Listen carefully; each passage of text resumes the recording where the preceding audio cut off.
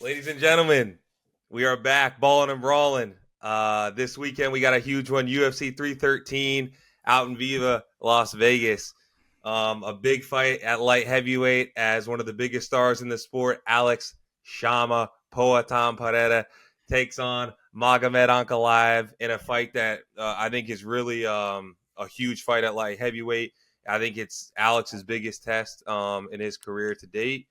And then we got a co-headliner that which we thought was going to be Justin Gaethje taking on Dan Hooker. Got canceled. Hooker breaks his hand, so now we get a rematch with Gaethje versus Fiziev, which should be fireworks. Hebs, initial thoughts on this card coming up this weekend? Yeah, obviously very disappointed. Dan Hooker versus Gaethje was a fight everyone was really looking forward to this year. About as like violent of a scrap as you can have. I'm a Gaethje guy, so like I was getting ready to put it all on Gaethje against Hooker.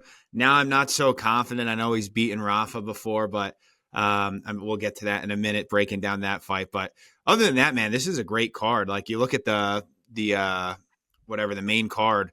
Obviously, there's one freaking woman's fight for whatever reason, but you got Curtis Blades on the undercard. You got Van, who's been killing it lately. This is a really good card. I'm excited for it. And on the main card, it's not like you got some exciting fighters, right? Like could be some fireworks, could be some finishes, and the main and co-main, I think like that's as good as it gets. So I'm fired up. And the main event, man. I mean, we have a couple. When you went into this year, there were a couple fights that like we needed to see. And like this is like the first, I would say Alex versus Ankalaev, DDP Hamzat, and John versus Aspinall were like the three I really wanted to see, and Islam versus Ilya. But I mean that one maybe a little bit more far fetched, but well, not anymore, I guess. But those were the big ones coming into this year. Alex Pereira's biggest test. The guy's been running the UFC for the last year plus, but he hasn't really fought anyone even remotely close to Ankalaev. So I'm so fired up for that one. I'm sure we'll spend most of our time talking about that. We can get right in to the main card. We'll start with Mauricio Ruffy versus, I know he's changed his name, but we're going to call him Bobby Green. I'm not saying King Green. That's a little bit ridiculous, but that's kicking off the main card. Obviously, your classic, young up-and-comer versus, a veteran of all veterans, a gatekeeper in Bobby Green. Ruffy, part of the Fighting Nerds, maybe the least known out of their kind of big four. You got Baralio, you got Parates, you got Gene Silva the other weekend fucking doing it in style. So these guys are blowing up. But people in camp say that he's as good as any of them. He only has 2 fights in the UFC. I think he only has like 10 MMA fights. But in those 2 fights, he's been really impressive. I think his most recent fight, that was the first time that it wasn't a finish. He had all knockouts. I think he was like 9-1 with 9 knockouts, something like that. So, and against a guy like Bobby Green, he's hasn't looked too good in his last couple fights. A guy that's on this card as well, Jalin Turner. I don't know where I saw. I think I just saw it on TikTok recently, but like, bro, that might be the latest stoppage I've ever seen. The Bobby Green Jalin Turner fight, like. He's pretty much out on his feet, gets knocked down, and like just 8, 9, 10 unanswered shots. I think people really underestimate what that does to your chin when you take like that brutal of a knockout. So yeah, I'm obviously going with Ruffy here. I think he's fun. He's exciting. I love this rise of the Fighting Nerds. I hope they keep winning. I hope they keep getting favorable matchups. But again, Ruffy, this is his fucking 3rd fight in the UFC. And he's already fighting I don't think Bobby Green is ranked right now, but I mean, he's been ranked for the greater part of the last couple of years. So big step up in competition, but I don't think it'll be a problem for him. He's way faster. And again, Green, it seems like maybe if you touch that chin, then, it might be lights out. How do you see this one going? Yeah, I kind of agree with you here in that, like, it's a great opening fight for the main card. I was actually just watching this thing the other day from Forbes on Dana White talking about this whole UFC story and everything, and then he kind of actually walked through the arena with him on a fight night and kind of talked about how he goes about fight night, production stuff, and how he builds a card or how him and the matchmakers build a card. And he kind of talked about how the opening fight of the pay-per-view, he wants it to be, this kind of entertaining firework fight, and I think you see that here with Ruffy versus Bobby Green. But yeah, dude, you look at both these guys. Bobby Green, a very entertaining guy to watch. But it seems to me when I watch Bobby, it's like, bro, he should be fighting at featherweight, in my opinion. Like, he's a smaller 55er. When at least the guys that you see him get, Jalin Turner, Makachev, Patty Pimblett, like these guys he has went up against some big boys recently. Yeah, these guys are way bigger than him, and I know at this point of his career, he probably doesn't want to cut the weight, and I get it. He's a very fun guy to watch, but like you said, the fighting nerds, the fighting juice heads is what you could call them because they're all sauce to the gills. But listen, Bro, I expect you say that about everyone now, dude. You got to come up with a new that you can't say it about every. Prates is juice. No, I say it about the fighting nerds because I mean I think we know they are sauced.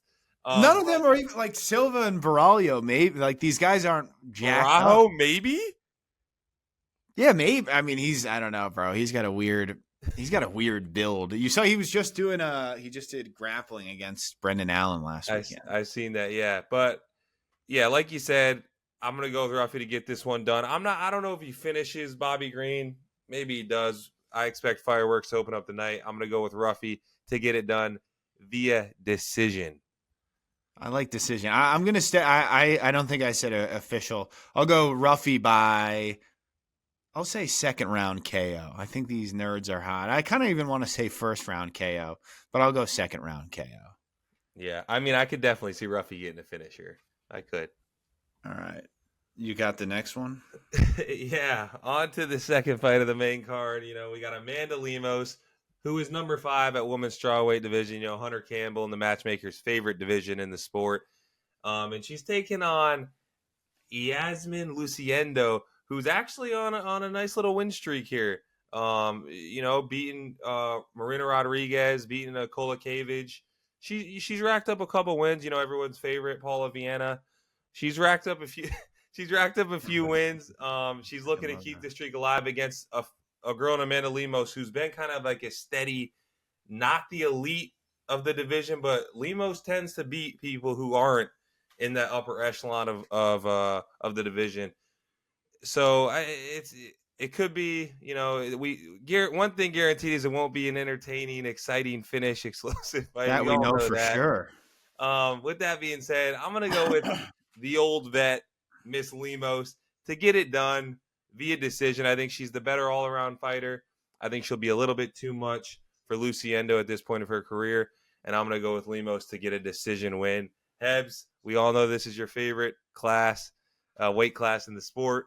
Give us your quick breakdown. Lemos rolls. Moving right along, Jalin Turner fighting Ignacio Bahamondes. I'm probably butchering that. Actually, I think I maybe crushed that. Jalin Turner, we just talked about one of the most brutal, violent knockouts against Bobby Green. Actually, you can't, not like the knockout itself, but the follow-up shots. The ref was asleep. I don't remember what ref it was, but that was like disgusting. It's hard to imagine that doesn't have a lasting effect on Bobby Green, but it certainly does not have a lasting effect on Jalin Turner because he went right back to being a bum in his most recent fight. The guy's lost, I believe, 3 out of 4 now. Jalin Turner is such an interesting guy. Like on paper, like he's Anthony Smith. This guy should be a fucking killer. He should be a world beater, but he just doesn't have that like fighting killer instinct. And, you know, you hear that's like such a Stephen A. Skip Bayless line talking about these things that don't exist, because I don't think that exists in basketball. You know, we don't have to get into like LeBron, Mamba mentality, all these things right now, but like you need that in a fist fight, and he doesn't seem to have it. They like against Moicano at UFC 300, he dropped him and he tried to like, you know, do a walk-off KO. He had him knocked out. Like if he hopped on, he could have finished the fight right there. And instead he walked off. And then what happened? He ended up getting fucking finished. And obviously, you know, Moicano's been rolling. But now I'm blanking. Dan Hooker. Dan Hooker, bro. That fight, again, like, you have to think he could have won that fight. Dan Hooker broke his arm. He could barely stand. And, like, Dan Hooker just wanted it more. And, again, that line, I don't think it applies in the way it's used in other sports, like people just willing themselves to win, wanting it more. It certainly is real in fighting. This guy is 6'3". He was fighting at middleweight at one point. He was at welterweight. And then when he moved to 55, it was like, dude, this guy's like a fight or two away from being a legit contender. And we just haven't seen him put it together, even in his losses. I remember when he fought Gamrot, it was a super close fight. And I was like, bro, this guy's right there. Like, if he just stuffed like 2 of those takedowns, he wins that fight easily. And that was a split decision. He maybe even could have won that. And even against Hooker, super close fight, but like Hooker just wanted it more. He just out fucking gritted him and he won the fight. Bro, he's very frustrating to watch. I really like, who did he beat? What the fuck? Was it Brad Riddell? And you were like, all right, this guy is going to go on a run at 55. He looks like he's a middleweight.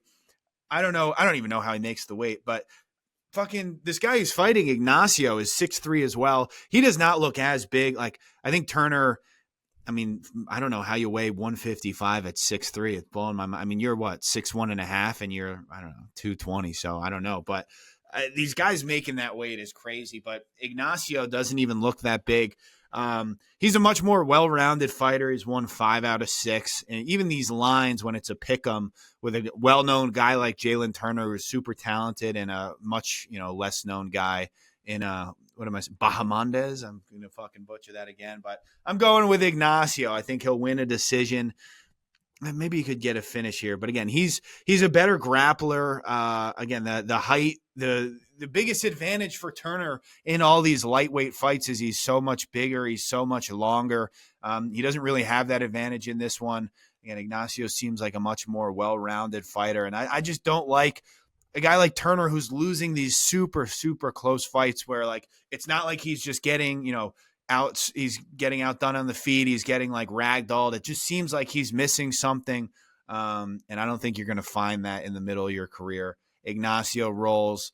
I'll just fucking say, I'll go decision. What do you got? Yeah, dude. Like you said, these guys are. I put them in like same categories as like they're not in the upper echelon of the division, but it should be. I look at this fight. I could see this fight being if this has a. No, with the co-main and main, it doesn't have potential for fight of the night most likely, but you never know. This could be an entertaining one. Like you said, both have the length. Both have been, like you said, middle of the pack type guys. We expect a lot more out of Turner than he gives us. I think we've kind of seen that Turner's never going to make the leap of true, a guy that we thought could be like this elite, either contender or maybe even a champion one day. But I don't know. I have this feeling Turner gets this one done. Turner should have beat Moicano, like you said. He had the walk-off KO. It didn't turn out well. He ends up losing that one. But a guy who, look, he beats Moicano. Maybe he's the guy that's getting finished by Islam a few months ago and getting his title shot. You know what I mean? It's just the sport is so crazy how it can go. But I'm gonna go with Jalin Turner to get Bahamondes out of there, actually, with an impressive finish in round 2. I love that. I would love to see it, man. I kind of went on a rant there of ripping this guy because I want to see it. Like, he's so talented. Like, you'd have to think if he just gets it rolling, like you said, like that was at UFC 300 against Moicano. So that was under a year ago. Like 9 months later, Moicano's fighting for the belt, obviously under weird circumstances, but like, their careers have went in a different way. Bahamondes, I just saw, has actually not recorded a takedown in the UFC. So scratch the part where I said he's this great grappler. So who cares? Moving on. Who cares about that when we got these two fights, man? Again, Dan Hooker, what was supposed to be, a fight of the year written all over it. I'd still say this fight has, fight of the year written on it. Justin Gaethje, speaking of UFC 300, the most brutal knockout, one of the most brutal knockouts of all time. Actually, have you seen the UFC just put out recently? I'll send it to you if you didn't see it. You saw it? Gaethje, of the actual footage of him after? Yeah, bro. You can tell, you see why that wasn't on the production part. Holy smokes, dude. That was bad. If you don't know what we're talking about, the UFC put out a video of right as Gaethje got knocked out, those following seconds where, the camera is following Holloway run around the cage going crazy. One of the best, the best knockout in UFC history. One of the best moments in UFC history. And obviously, you don't see Justin Gaethje rolling over like a fucking corpse, his nose like gushing blood, his unconscious, soulless body. One of the scariest things I've ever seen. And I can't believe that video just came out and we'd never seen it. Also, why are they putting that out on Justin Gaethje Fight Week? The disrespect, insane. Okay, he's going up against Rafael Fiziev. Rafa, one of the best.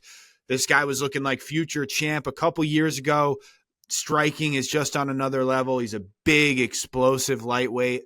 He fought Justin Gaethje almost exactly 2 years ago in March of 23, and it was your classic, title challenger, contender versus the up-and-comer, new kid on the block, and Gaethje schooled him. It was a super close fight. I actually just watched it again this week, and you can kind of make the argument that Fiziev won. One judge had it as a draw, but, the first 2 rounds, super close. It really just came down to round 2, I guess. And then Gaethje looked great in round 3. He wins the fight.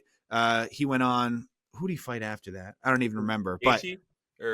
Yeah, did Gaethje fight? Fought for the title, I think, against DuBronx, right? Or no? No, that was before. I don't know if Gaethje had another fight before. Or that was when did he fight Poirier after that? Oh, he fought Poirier in the summer. Yeah, and then he fought what's his face? Obviously Max next. But yeah, because he probably could have fought for the belt. But I know Gaethje's your guy. What do you think about this fight? Because, I mean, again, I was really excited for the Hooker fight for many reasons, but I really thought Gaethje, I really liked Gaethje in that matchup. I think this is like a way, way more challenging matchup. I don't care that he's been out for a year and a half. I don't care, whatever. I think this is a much harder matchup. Talk to me. Yeah, I actually even thought the Hooker matchup was going to be a tough matchup for JG. I don't know why. I just had this feeling that Hooker was going to be able to get it done. But, dude, there's a lot of different things to talk about this fight.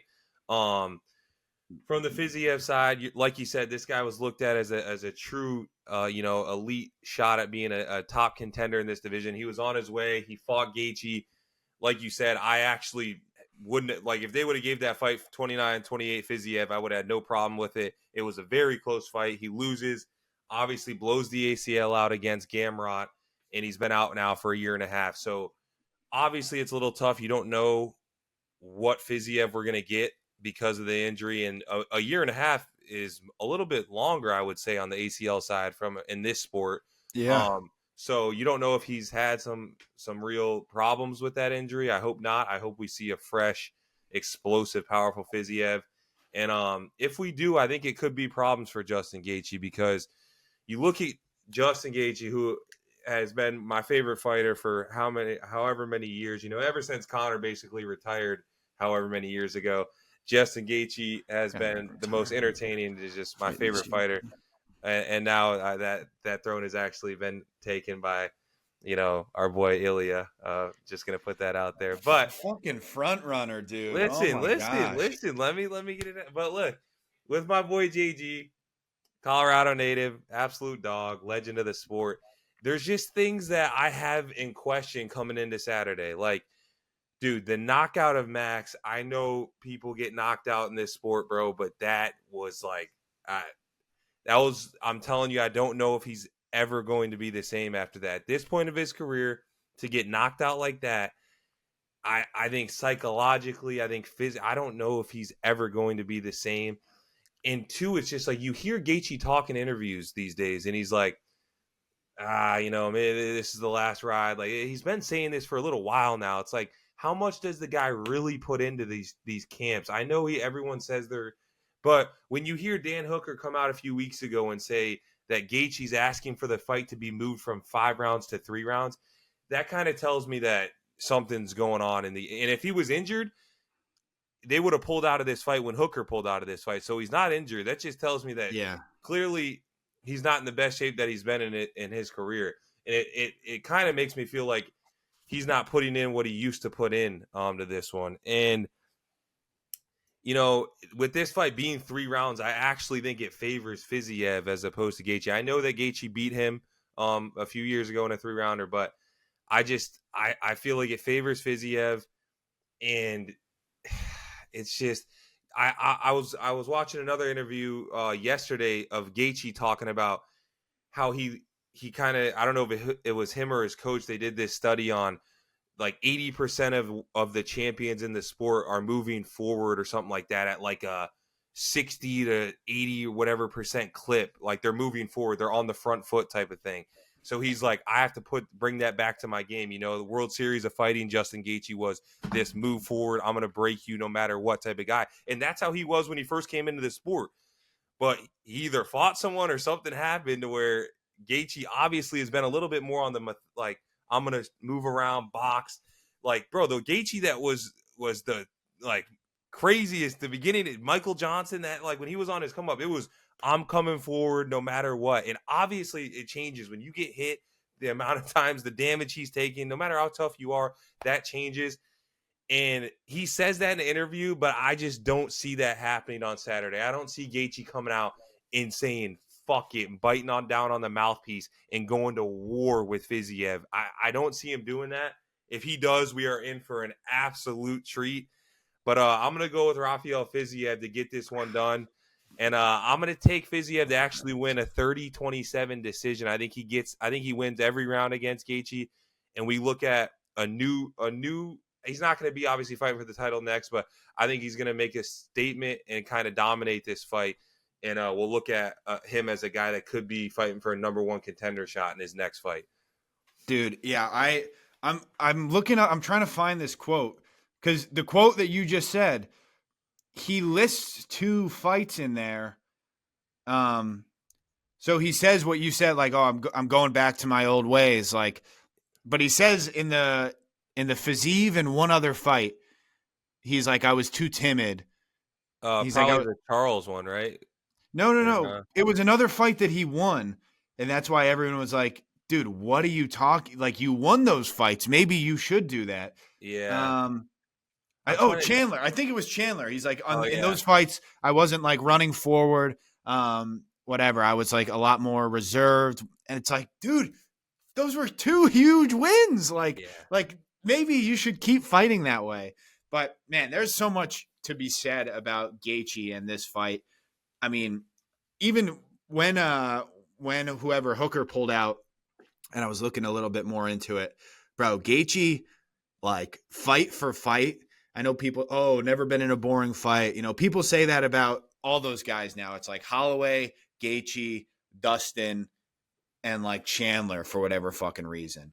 Bro, Gaethje has never been in a boring fight, bro. Go at each fight. Like Michael Johnson, if you guys haven't watched that fight, go watch it today, bro. One of the just utter madness. He was out on his feet multiple times. Then he goes and fights Alvarez. He fights Dustin Poirier.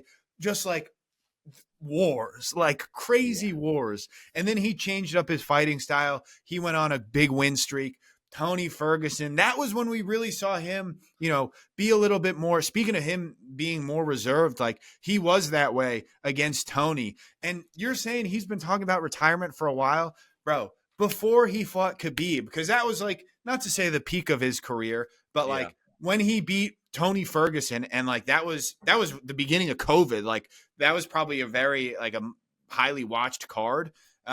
When he beat Tony and he was going to fight Khabib, he was already saying, I have like no more than 5 fights left. And math isn't my thing. I could go look. I believe he has had 5 fights since then. But again, these guys are obviously stubborn. It's very easy to say like, oh, I have 5 fights left. I have 4 fights left. I don't think it's that easy once it starts, you know, creeping up on you. But again, the amount of damage this guy has taken is just preposterous. The fact that he's still fighting and he's still fighting in these big fights is insane. Like yourself, I fucking love this guy. I met the guy. We partied it up down in Miami. I offered him a Zyn and he didn't answer right away. And I was like, oh, fuck, that's awkward. And then he went, already good, bro. And it was one of the coolest moments ever. Justin Gaethje, the guy will light himself on fire just so you burn a little bit. Man, it's tough to think he wins this fight, bro. That fight was so close. And I know, Rafa, I know a year and a half, bro. I know it's a devastating injury. Who knows how healthy he's been, because him and Dana have had some words. Remember like a couple months ago, because Fiziev kept saying, I want to fight. And someone asked Dana about it. And you never know what's true because Dana just fucking shuts down everything, right? But he was like, He's like, who said he wants to fight? Yeah, and he just kind of laughed it off. So it is weird him taking this on short notice, but like I almost think that almost kind of benefits him, no? Yeah, Rafa? I think so. I think he must He's be going in to come pretty out decent guns shape. blazing. Yeah, I that's why, Joe. If we get an old style Gaethje of just coming forward, dude, this fight's gonna be insane, dude. Because that, bro, I hadn't watched the fight since 2 years ago when it happened, their first fight. Bro, Gaethje in the third round. Remember, he found his jab and he was like patient. Even he gets cracked at like the beginning of the third and it's not looking good. And then like, if that fight was going 5 rounds, he would have easily, he would have been minus 800 going into the fourth round. Cause like he was the last like 90 seconds of that fight was like maybe the best he's ever looked. But it was because he was calm. He found his jab and he was just peppering him. Like, the fact that he's saying that he's not going to do that is mind-boggling to me. I'm fucking talking a lot, but I think Rafa is going to knock him out. I'm going to be devastated. But that footage that we just saw of Gaethje, a corpse, that does not help his case, bro. I think we also, another thing we underestimate, like, and again, I think you maybe are think a little different, like us playing a sport, like, bro, getting fucking knocked like it's not just like it's not an ankle injury, bro. Like when you get knocked out badly and that starts happening, like that was Gaethje. I think that was the third time he went out. And he's also had 2 bad, I know obviously getting choked out is different, but like the Charles fight, he got fucking cracked. And then like, I don't think that helps when you're already concussed on the ground out of it. And then you get choked out on top of it. Like that probably doesn't help. I think Rafa is going to knock him out in the second round. I'm going Rafael Fiziev, second round knockout. I think he's going to come out guns blazing. And I think, I don't even want to say it, but that might be all she wrote for Justin Gaethje. I hope I'm wrong. I'm rarely wrong, but I really hope I am in this case. No, we would get like a Gaethje Pimblett retirement fight or something, or something along those lines. If Patty beats Chandler, or a Gaethje McGregor both off into the sunset type of fight to finish it, that'd be great. That would be sick. That's another. Gaethje's been calling that name forever. Connor's not fighting, bro. Do you think Connor's going to fight? No. Okay. I'm out on that train. I believed it for a while. I'm out on that one. I don't see it happening. Even Dana has been like, I think the last time he got asked about it was the first time he was like, yeah, I don't know about that. Like always been since Connor pulled out of the Chandler fight, bro. Like his attitude towards Connor has completely changed since then. He's kind of just like, yeah, I don't know, but we're not. I don't know about Connor. We're not speaking about Connor until Connor's ready. Like they're just holding Connor on the shelf for their negotiations for like TV deals and stuff like that. Yeah. Wait, when is it? When is there? Isn't there ESPN deal? I thought it was the end of the year. It's soon. Yeah, I don't know, dude. It's definitely this year. I thought it was the end of 24, but it's definitely at some point this year. Yeah. All right. You ready to roll? Clear my throat. Yeah. I fucking thought I had my. I meant to put on my Pereira shirt, but to the main event we go. Alex Pereira, the face of the UFC, the biggest star in the company. You know the backstory. He chased down Israel Adesanya. He followed him to the UFC. You couldn't have even imagined 3 years ago when he made his debut against the biggest bum, whatever that guy's name is, a guy who took him down, by the way. 3 years ago, he makes his UFC debut. Within a year, he's the UFC champion. A couple years later, he moves up. He becomes light heavyweight champion in 2024. I mean, you can't even write a better script. The guy comes in multiple times on short notice and saves the day. 3 wins, 3 knockouts in the most impressive fashion. And now he's now defended the belt 3 times. And now his biggest test to date, by far, Magomed Ankalaev, the guy who's been in like #1 contender purgatory literally since maybe before Pereira was in the UFC, let alone a light heavyweight. This guy was fighting for the light heavyweight belt before Pereira was a light heavyweight. And I mean, that just sounds, even saying that sounds so crazy, bro. I think he fought for the belt like a month after Alex won the middleweight belt, if I recall that correct. Yeah, I think that was in 22. So again, how you might ask that this guy already fought for the belt. He didn't lose. And now 2.5 years later, he's getting his second crack of it. Maybe it's because he has a neck beard and, Dana doesn't like him too much. But we finally have this fight. We tried to push this fight back for as long as we could, and here we have it. Justin, what we could talk about this for a long time, I'm sure. What do you think of this fight? Who do you got? And, just break it down for me. Yeah, like I said on the beginning of this podcast, I think this is Pereira's biggest test to date. Just from the size, the strength, the different things he's gonna see with Ankalaev. I do believe that this is gonna be his biggest test. And look, we talk about the light heavyweight division being, kind of weak, and you could say that for sure.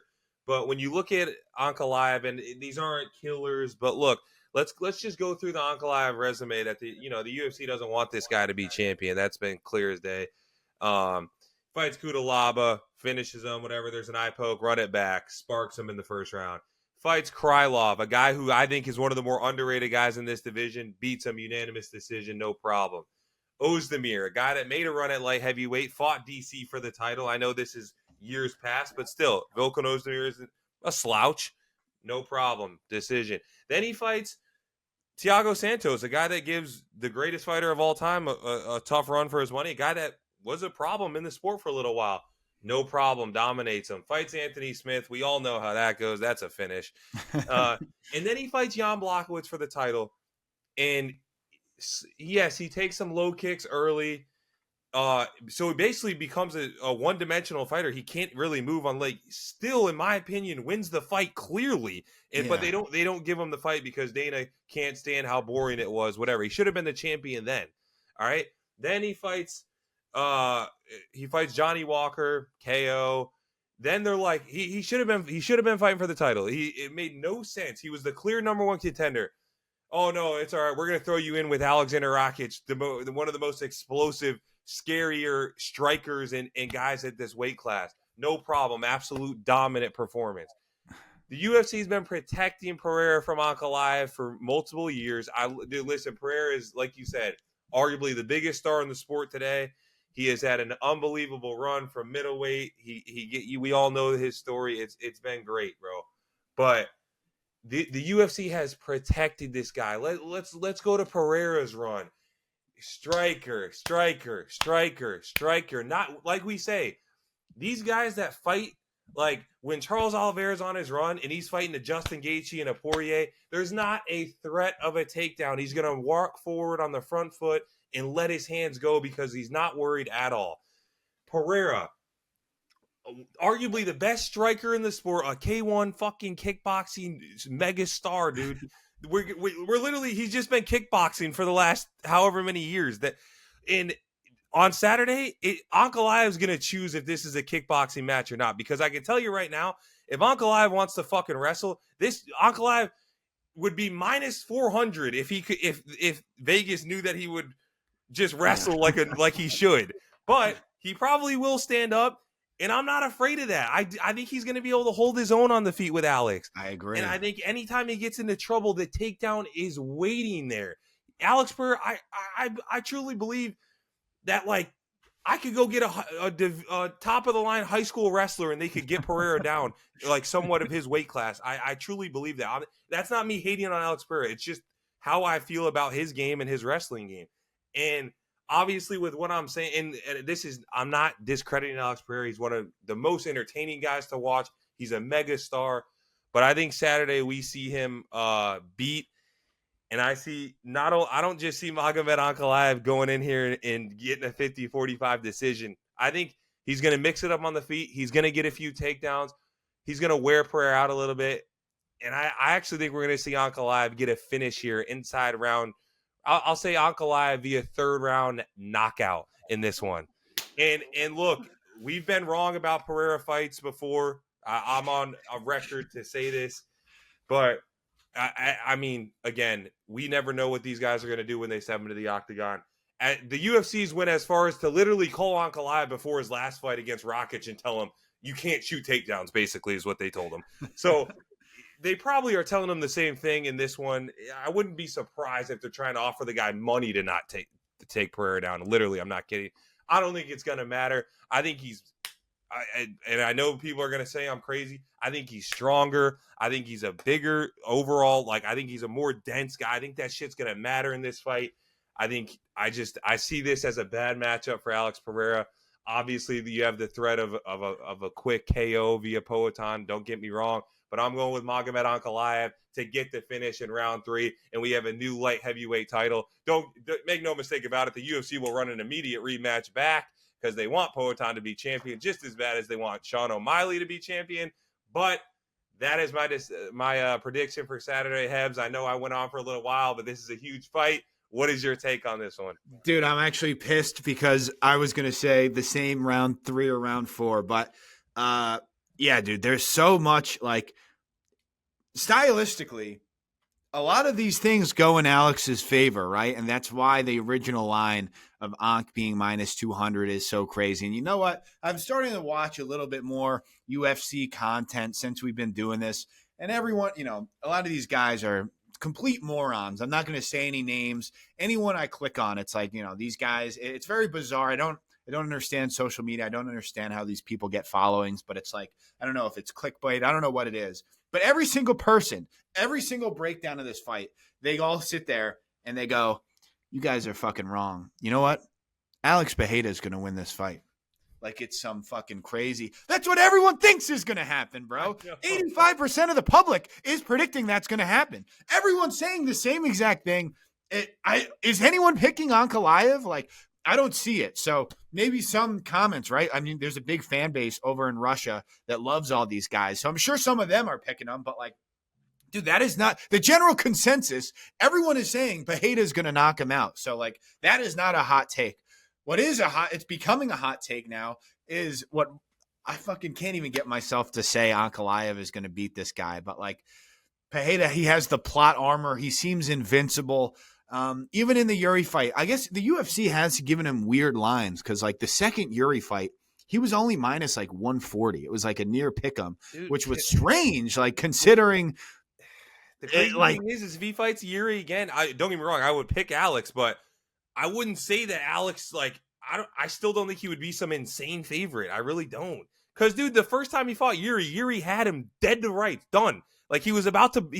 He didn't. Bro, stop it. Yuri had him up against the fence, teeing off on him. Dude, that was not, you've over-exaggerated. He was not on the fucking ropes, bro.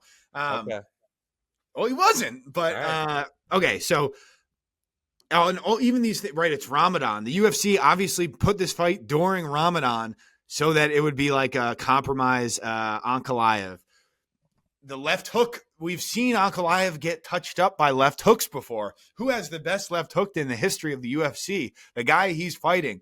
All these things. The leg kicks. Another just like, dumb person take. Everyone saw the Ankalaev versus Jan fight. Jan beat up the legs. Bro, they literally had Pereira fight Roundtree at number 8 ranking. Why? Oh, he's a southpaw striker. Who are you? Who does that prepare you for? Yeah. Oh, the southpaw striker. That's your biggest threat. Who throws? They also throw. And speaking of that fight, so we'll segue into that, bro. Khalil Roundtree, you're not going to find now. Again, as soon as somebody gets big and good, everyone says they like him. I like this guy since April of 2019, since we saw him put the ass whooping of all ass whoopings on friend of the program, Eric Anders. That fight was very important for us sitting in the stands. Me and Nate Gilliam, it actually was the beginning of the end of our friendship. Which we still haven't compromised here now 6 years later. But I've loved Roundtree since he was 4-4 in the UFC, and he was a bum, unranked fighter getting sparked on losing to Kutalaba and Johnny Walker. So like, yeah, then he went on a little bit of a run, and what did he do? He knocked out Anthony Smith. That was his only ranked win. He lost, and he got gifted a decision against our boy Jacoby, like clear as day. People say, well, a clear robbery. He knocks out Anthony Smith. Again, if you heard me right, Anthony Smith, he knocked out Anthony Smith, like, and then he gets a title shot off of that. And like, bro, those first 2 rounds, another thing that's over exaggerated, people make it seem like, he was not like beating up Pereira. Like it was a close 2 rounds. And then, Pereira turned it on, but like, bro, he was having success on the feet. Roundtree's like 5'11". He's 6 foot. He's got long arms, but like, bro, he is not another misconception. He's not some like crazy technical kickboxer. He went to Bangkok and now he walks like this and he throws crazy hard kicks and he screams when he does it. But like, bro, he is not like some elite world-class kickboxer. Ankalaev is a much better kickboxer than Khalil Roundtree.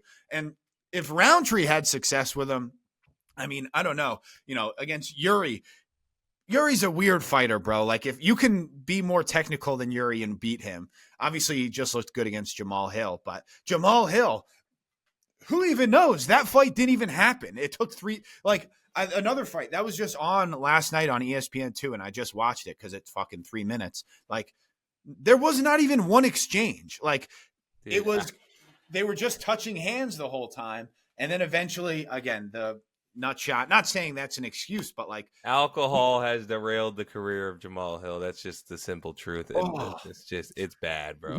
He did own up and take the Yuri loss on the chin. We're gonna give him credit for that.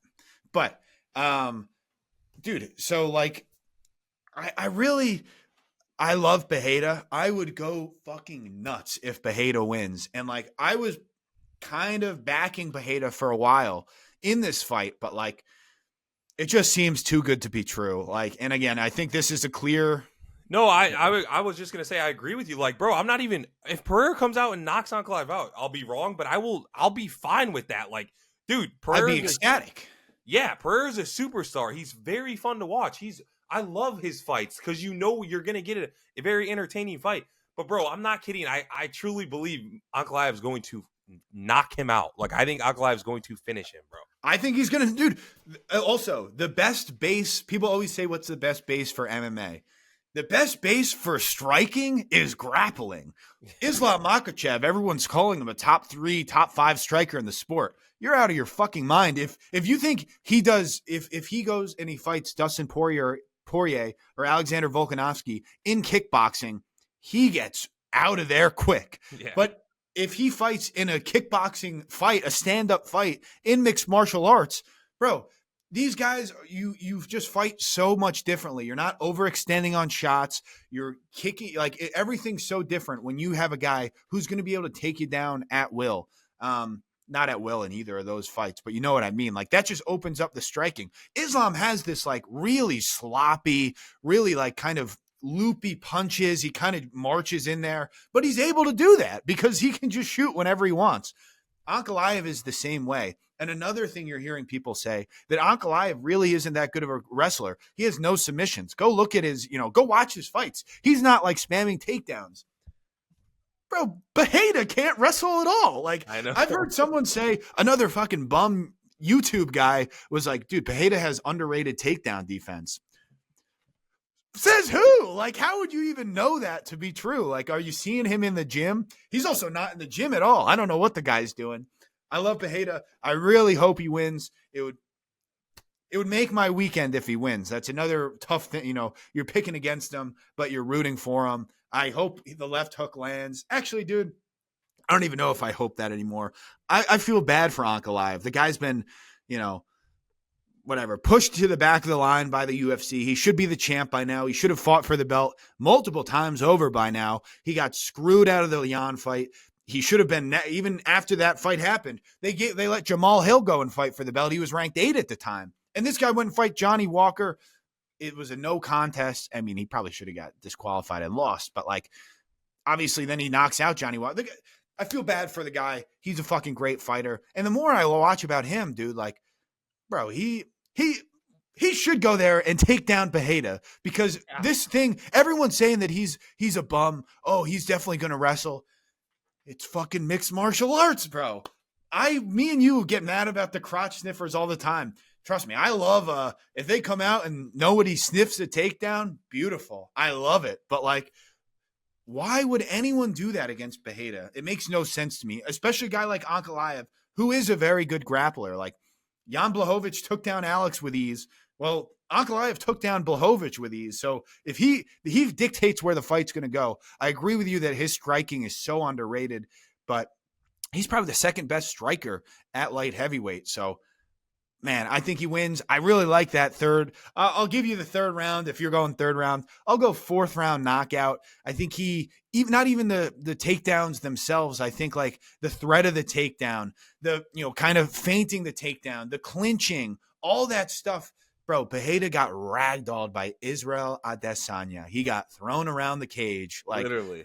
Like thrown around it was not even like. And yeah, has his takedown defense improved? Bro, Izzy literally took him down and like controlled him on the ground. Like that's he controlled him on the entire fourth round, bro. That's all you need to know, bro. That's all you need to know. And then Jan Blachowicz, that was like the first takedown, or he took down Izzy as well. Blachowicz but like beat him clear as day, 29-28. Clear as day. If he wasn't like gassing in the third, like for some reason they just gave him the fight again. I was jumping up and down celebrating when Pereira beat Blachowicz. Like, I love this guy, but like he didn't win that fight, bro. And Ankalaev is a lot better than that version of Jan Blachowicz. He's not going to get tired, bro. He's even using Ramadan. He's like, bro, I'm fueled by the gods. Like all this, dude. He's locked in, and he's going to knock him out. I'm going to change from fourth. Magomed Ankalaev, second round knockout. Put it in the books. He's going to take him down. He's going to rough it up. He's going to make it ugly, and he's probably going to catch him that left hand. He's fast, dude. He's powerful. You once you get the guy going down, everyone knows the classic wrestler move, right? It's usually an overhand, right? Because most people are right, but you're kind of feinting in, and then you throw up top. I could see him catching him. Maybe a little bit of ground and pound. I think Magomed Ankalaev is the new light heavyweight champion. I like it. And then they're going to run it back, and I don't know what's going to happen. But I honestly, maybe Ankalaev, if Ankalaev wins, does he get the belt? Does Dana put the belt on him? Or do they say Dana leaves and you see him at the presser. He might, it's Vegas, so he'll be at the presser. And, he'll say he won't be excited. I can tell you that. He could, Ankalaev could knock him out on the feet. And Dana would be like, whoosh, like. No, Alex. Does anyone want to see Ankalaev fight again in this company? He'd be like, Alex just didn't look. Bro, Ankalaev could go KO him in the first exchange, Dana. Pereira seemed flat to me. Didn't seem like himself tonight. Dude, bro. The best, Dana, he always asks like the open-ended questions that like nobody is actually actively answering. But it'll just be like, did he look like himself in there tonight? And like no one says anything. He's like, yeah, Alex just looked off. There's no way we could give that belt to what's his face, Ankalaev. But all right, there we have it. UFC 313, fucking big card. We had a good fight night a couple weeks ago, so I'll shut up. But back, some banger pay-per-views coming up, some banger content coming out. Subscribe to the Spotify. A lot more stuff going on Spotify as opposed to YouTube. But Ballin' and Brawlin', best picks in the game. Tune in this weekend. Comment who you got. And let's fucking party. Last but least, let's give a huge birthday shout out to the kid, the washed interior D lineman / tight end, hybrid tight end, Connor, 26 years of age, Hebler. Happy birthday to the kid. Thank you. Comment happy birthday to me, please. Yes. Then we'll see if somebody watched the entire video. Perfect. Yas, you better fucking say happy birthday to me, pal, or I'm going to beat your ass.